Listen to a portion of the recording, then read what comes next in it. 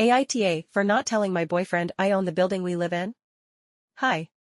Obviously a throwaway for privacy, also I'm new to posting, so I hope I do this correctly. When I was 18, my dad gifted me a house with 2 stories.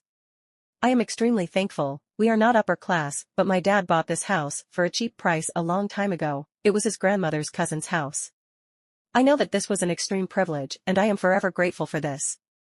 The layout of this building is like an apartment, but it is a house.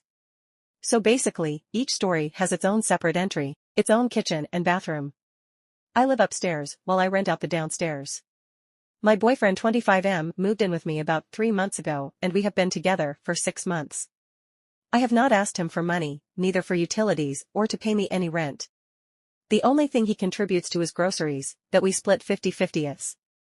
I have not brought up that I own the building as it is not something I tell many people. If people ask me I of course tell them that I own it, but if they just assume I am a renter then they can believe that. The topic of a landlord, the renter downstairs or the owner of the building has not been something we have talked about. This last Tuesday, the renter came up to tell me that her freezer has stopped working. I answered the door and my boyfriend heard us talking I suppose. I went downstairs to take a look and we came to the conclusion that she would buy a new one, send me the receipt and I would give her the money. She was very grateful for this solution. When I went upstairs, my boyfriend asked if it could be fixed. I told him no, but she was going to buy a new one and I would pay for it. He looked at me like I was crazy and asked me why the hell I would pay for her freezer. I told him that because I am her landlord and the freezer was there when she started renting, I would stand for the cost. He just asked me if I was serious, to which I said I was. He began screaming at me, asking him why the hell I would hold this information from him and that I was an evil person. I said I was sorry for not telling him, but I did not think that it would matter.